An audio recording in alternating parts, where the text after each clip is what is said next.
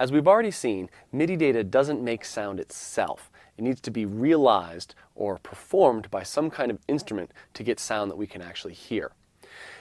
While there are many hardware synths and samplers on the market, more and more we're using the computer as that function. We'll have some kind of software synthesizer or soft synth or virtual instrument that performs that MIDI data as audio. Now, these function as plugins into your DAW. And it'll vary from DAW to DAW on how you actually instantiate or add that instrument into a track, but usually it will be a plug-in or an insert in an instrument track or a MIDI track. The terminology can vary a bit, so it's a good idea just to go to your DAW and figure out how you would add a virtual instrument in there. Now, one of the great things about virtual instruments is there's a way to buy third-party instruments and run them inside of your DAW as what we call a plug-in. So I might have one company that creates the DAW, but a whole other company that creates the soft synth to play inside it.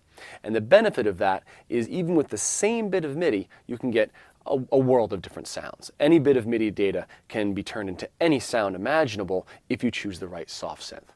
So this would be a great opportunity to go to the forums and start a discussion about what soft synths and what samplers are that you might want. If you're creating orchestral instruments and orchestral sounds, what kind of soft synth or sound library would you want to buy?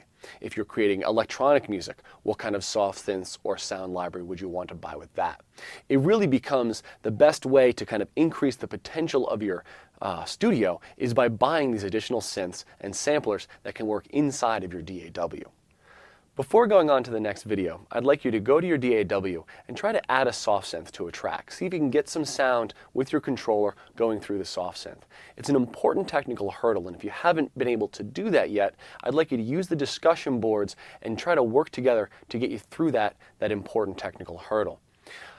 Next, we're going to look at MIDI editing, so after recording MIDI data, how do we fine-tune that performance to make it just what you want to hear in your final product.